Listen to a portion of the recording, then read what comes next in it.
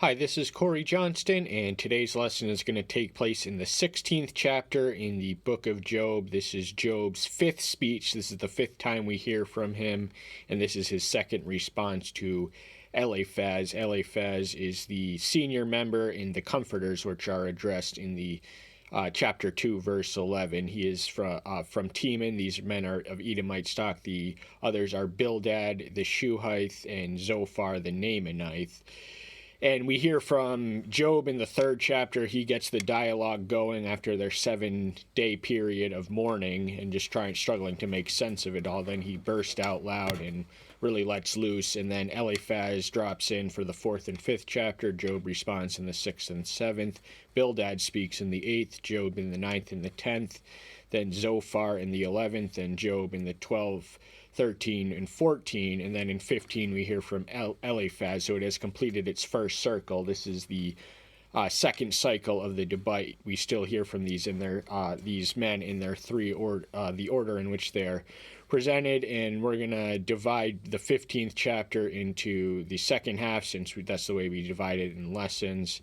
And so he says, first off, he gets a lot more personal and poignant. He's an eloquent and flowery orator, and he says much that is wise and much that is poetic, but he takes it personally that Job is resisting or rejecting his counsel, and so he gets a lot more personal in his attacks, implicit or otherwise, in the opening of the 15th chapter. In the 17th verse, 17 and 18, "Let me show you, hear me, and this I have seen and declare, which the wise declare, and have not hidden from their fathers." So we witness him do two things that he's already done before. He appeals to observation, he appeals to senses, and just what he has seen, what he has lived, what he has experienced, he has observed, and what the conventional accumulated wisdom of the ancients, where he had a lot of faith in tradition and the elders, and he seemed to subscribe to the equally oversimplistic notion that the wise with wisdom comes years. That is not always automatically or necessarily true, but he does put a lot of faith. He's conservative, orthodox fundamentalist of his own archaic worldview. Verse 20, "All the days of the wicked he is paining himself, and few years have been stored up for the ruthless." So in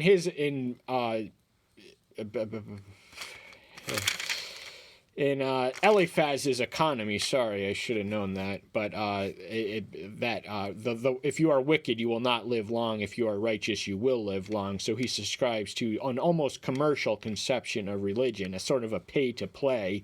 So if you are righteous, you will be rewarded, but that reduces religion to an exercise in selfishness. So he is in fact mimicking Satan's theology of what he accuses Job. He says, if you tear down this hedge of protection, all the wealth that you have blessed him with, he will curse you to your faith.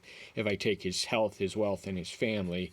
And Job maintains his honor, but all of his friends, his comforters, they all insist that he has some secret sin that he is not confessing, that he would do well to, and all his troubles and dilemmas would instantly alleviate. He wanders about for food. Where is it? He knows that a day of darkness is prepared for him. Distress and pain frighten him. They overwhelm him, like a king ready for the attack, because he has stretched out his hand against El and acts mightily against El Shaddai. So he's, Job cannot help but see himself in this picture. He's groping about in darkness and distress and pain. He's fearful about his future. He just wants his life to be over with. And he feels attacked by Elohim. He says that his arrows have gone against me. But Job has not rebelled against, he has not forsaken El Shaddai. So he's questioning, and he's perplexed as to seemingly why El Shaddai had forsaken him.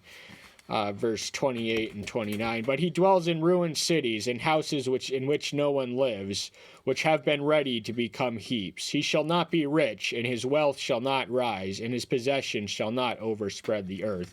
So Job had wealth, he had possessions, he had respect and influence, but suddenly he lost it all in the twinkle of an eye, and this was implicitly because he had some tremendous sin of severity and gravity that he would not confess and would not acknowledge and not forsake or repent of. He kept it in his heart, and that is why he had no one to blame but himself for the trouble he was inflicting. His overly simplistic prism and his stubborn unwillingness to detach himself, he becomes a partisan of a line of argument in the theology when he should be treating his friend like a friend. He's treating him like an object of his critical derision. And Job answers, 16th chapter, first verse, lesson itself, book of Job. And Job answered and said, I have heard many like these. All of you are comforters of trouble. The final words are ultimately translated as miserable comforters. They are introduced as comforters in the second chapter 11th verse, but they are not offering comfort. They are not giving him counsel. They are giving him misery. They are making his situation worse. They are not speaking into him in a way that makes sense. He's struggling in more ways than just to make sense of it. He's struggling just to deal with the persistent pain of having boils on his, and he's heard it all before. There's nothing new they can say to him. He perhaps once subscribed to this worldview because he had been rewarded in as much as he was righteous, but all of that came shattering down, and Job has some questions that need some answering, that the old simple answers are just not going to do the trick. So he's heard it all before. He wants to hear something new. Don't any of you guys have an original thought to call your own? Is there an end to your words of win, or what provokes you that you answer? Words of win, he's saying that their speech is empty chatter. It's just yak, yak, yak. They're saying a lot, but they're not really saying a whole lot. That they are using weighty words that are empty and vanity, and they have no weight or substance to them. They are not bringing tangible healing or illumination or any insight into his situation. They're only aggravating his agony, and he wants to know what malicious spirit would even compel you to provoke an answer like that to come from you. I might also speak like you. If you were in my place, I might heap up words against you and shake my head at you. So he's doing a role reversal, and this requires, so he's accusing them of a lack of empathy. It's easier to not see yourself when you see someone who is down, to not see yourself in their shoes, because no one likes to even imagine their life in the dust or in the dirt. But if he could switch places, he could do the same thing to them. But he's chiding them for exploiting the opportunity. I thought you guys were my friends. You guys were seemingly fair weather friends. You were my friends when everything was going good. But now that everything is going wrong, you're ready to abandon me to the dust and the dirt. I might strengthen you with my mouth, and my moving lips might bring relief. So this is option B, and this is the better outcome because it's the better outlook. He can bring words of help and healing and comfort and counsel and strength and encouragement and edification, rather than words that are stinging barbs of critical judgment. The last thing that someone who lost their health and wealth needs to be have the insult on top of the injury of what they've already been inflicted would be a libelous accusation that they had sinned in secret in such severity as to deserve this calamity in its proportion. If I speak, my pain is not relief, and if I refrain, does it leave me? So Job is haunted by an all-persistent pain which is consuming him and eating him away. He has terrible skin boils, head to toe, top to bottom, and we've heard him speak and we've heard others speak, but throughout it all, Job has been in searing pain. And so, try and have some empathy, because, when you're in pain, you're not thinking 100% correct. Pain does, at least in the immediate sense, compromise one's cognitive capacities. But now he has wearied me. You have stunned all my company. So now he stops talking about his comforters, his antagonists, his friends, his counterparts, and he speaks about the man on high. This is he, capital H, so he's pointing to the man in the sky, and he's saying that he's beaten him up, he's exhausted from his justice, he's had it enough, he's ready to throw in the towel, he's praying for death, he longs for death, he also wishes that he had never been born, and you have vexed my company because they cannot bring an answer or bring any relief or healing or hope or comfort or counsel to me. And you have plucked me, and it is a witness, and my failure rises up against me. It bears witness to my face.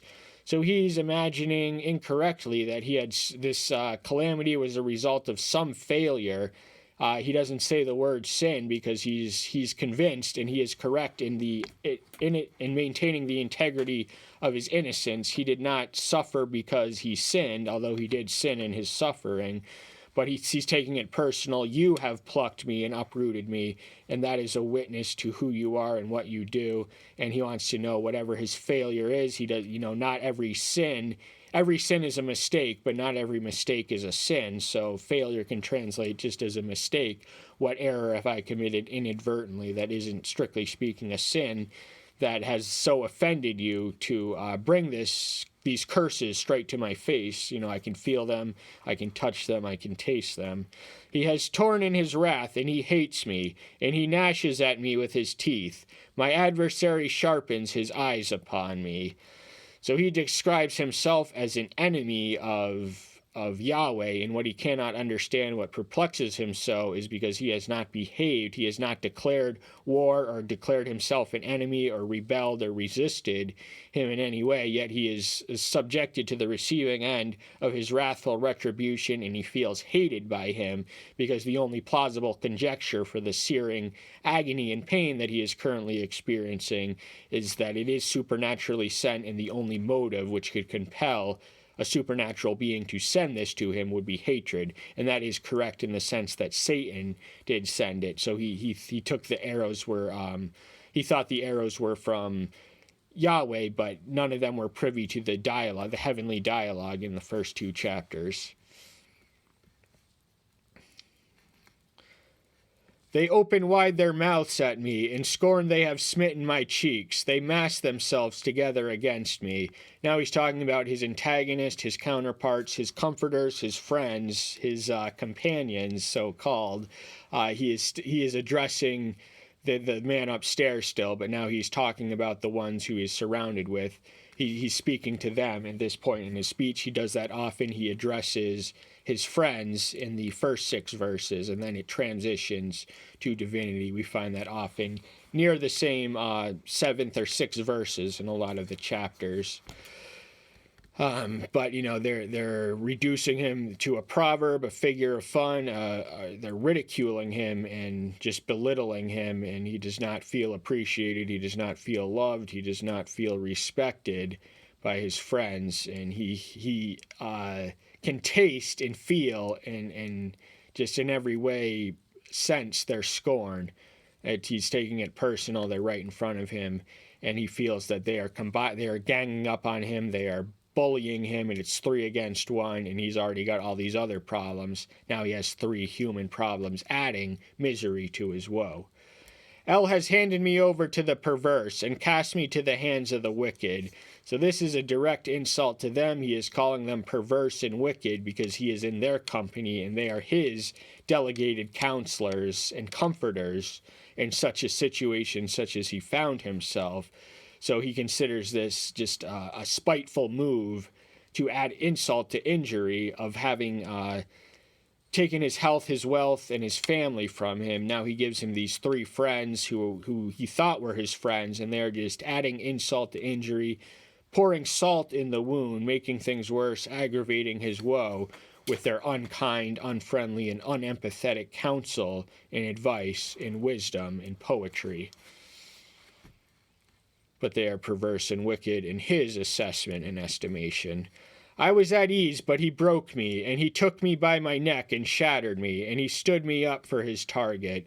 So he was at ease, he was prospering, he was rewarded in proportion to his righteousness, he was a man of honest integrity in business transactions, and he flourished because he was an honest man and not in spite of. So he was at ease. He did have this sort of idyllic dwelling, but then he lost everything all at once without explanation in the twinkle of an eye, his health, his wealth, his family, and he feels that he was personally taken by the neck and broken. So he feels wounded and mended beyond repair by divinity right now.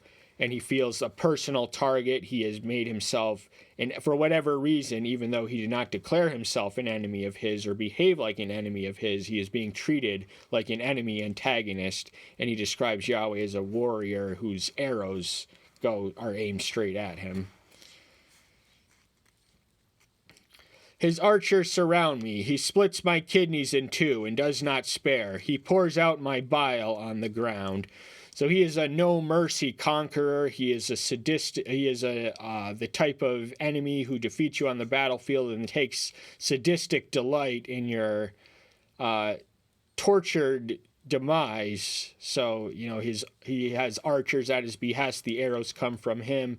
They go right into his kidneys and pierce his sides, according to some translations, a more graphic imagery of where the arrow lands, and does not spare. It leaves nothing behind and pours me out. So he's feeling defeated, dejected, beaten up, beaten down, ready to throw in the towel with life right now. He's ready to call it quits, call in the, he's just praying for death, the sweet release of death from the bitter agony of life.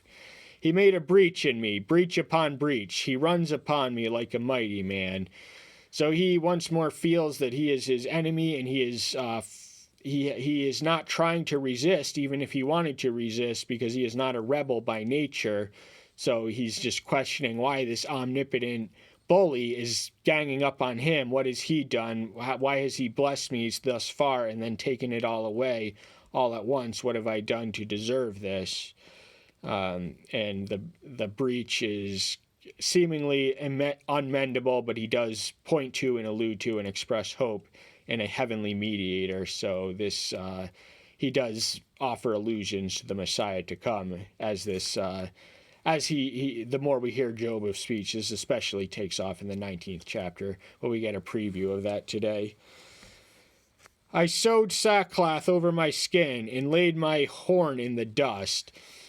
So sackcloth was the ritual gear. It was the traditional garb of mourning and repentance, and Job maintained his innocence, so he hadn't repented, so he was wearing these for the sake of mourning, and the horn was just the symbol of strength and power, so his horn was defeated. It was in the dust. It had been conquered. It had surrendered.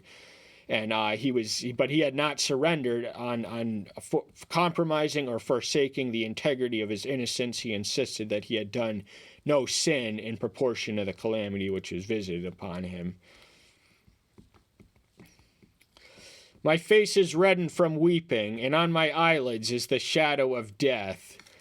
So his days are defined by weeping, and he's just holding on. This is his last gasping breath at life, and he's just struggling, and he's barely pulling through. He's crying, he's weeping, he's mourning in the sackcloth. He's mourning, and his eyelids are so damp with tears that he's literally on the brink of death. He's on the door of death and the gate of death, and he's just asking. He won't commit suicide, but he's asking Yahweh to do the right thing and finish the job that he started. Just send him to the place of darkness, the place of death. And Job is, in some sense, he's convinced at certain points that he is headed to a hell-bound eternity. Though no violence was on my hand, and my prayer sincere. So he had not inflicted injury or malice towards anyone. He did not have a mean bone in his body. He did not have a sadistic streak. He was not physically violent. He was not exploitative economically. He did no harm, thought no wrong, and inflicted no harm. And his prayer had been pure and sincere, so he did not pray in a hypocritical or presumptuous manner, which would be an insincere prayer, and Yahweh is not obliged to answer the prayers of the wicked, but the prayers of the saints are those in whom he delights. And the trick is to acknowledge the saint is in the regular pattern and practice of confessing their sins, whereas the wicked will pray without the confession and without the mindfulness of their own shortcoming.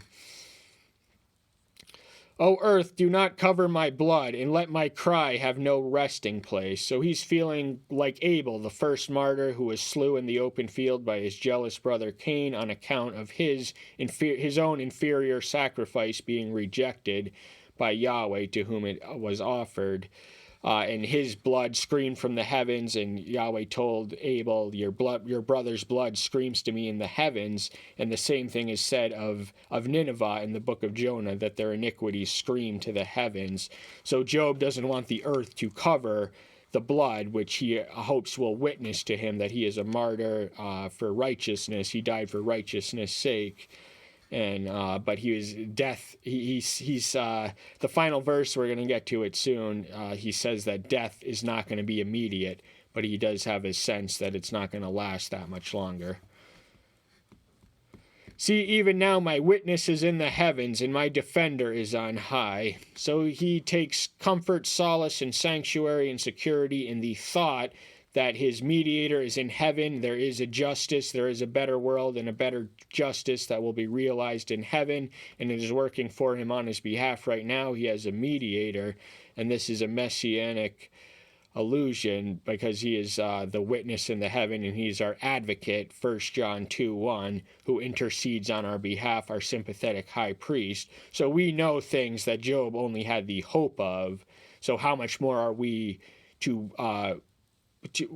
blame if we reject the Messiah who has already come, when Job had a concrete faith in him who had not even yet to come.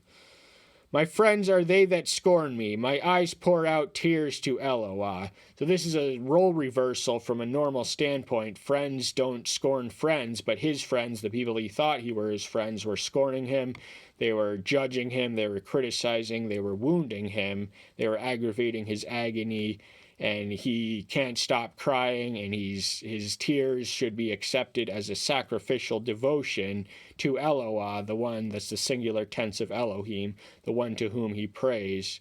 But he's asking him to hear that the friends are ganging up on me, and I'm crying out to you for salvation, for deliverance, for healing, for wholeness, for an explanation.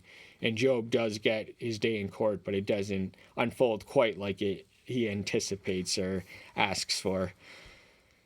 Oh, that one might plead for a man with Eloah, as a man with his neighbor. So this mediator capacity is fulfilled by the Messiah. He is our mediator. We have no need for priest on earth. He is our high priest, our sympathetic high priest, our heavenly priest, and we are a priesthood of believers. We all have access and communion to the Father through the Son, and he is our mediator, and we are not bereft, as Job was. Job wasn't quite sure that this person exists. Nevertheless, he had a faint hope, and he held on to that hope, and from that mustard seed grew a testimony of the Messiah to come.